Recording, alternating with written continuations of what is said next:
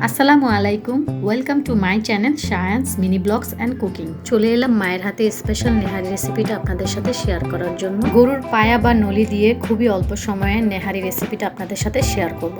প্রথমে গরুর পায়া বা নলিগুলো ভালো করে আমি পরিষ্কার করে নিয়েছি, কারণ এতে অনেক চুল থাকে।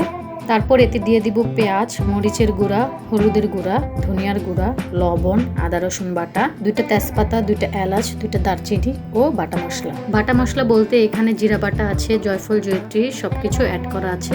তারপর চুলায় বসিয়ে কড়াই ভরে ফুটন্ত গরম পানি দিয়ে দিব।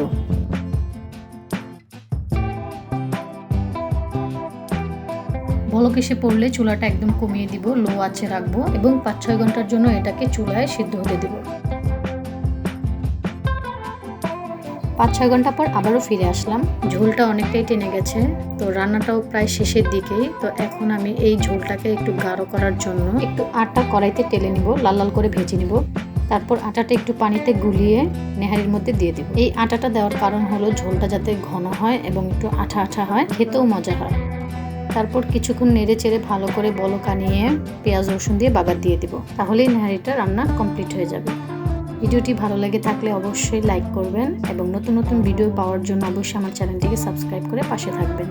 নেহারির কালারটা মাশাআল্লাহ খুবই সুন্দর এসেছে এবং ঝোলটাও অনেক ঘন হয়েছে, আর প্রত্যেকটা পায়া খুবই ভালোভাবে সিদ্ধ হয়েছে। এখন কিন্তু গরুর পায়া বা নলি রান্না করতে 2-3 দিন লাগে না, খুবই কম সময়ে এই নেহারিটা রান্না করা যায়। আপনারাও বাসায় এইভাবে রান্না করে খেয়ে দেখবেন, খুবই ভালো লাগবে। সবাই সুস্থ থাকবেন, ভালো থাকবেন। আল্লাহ হাফেজ।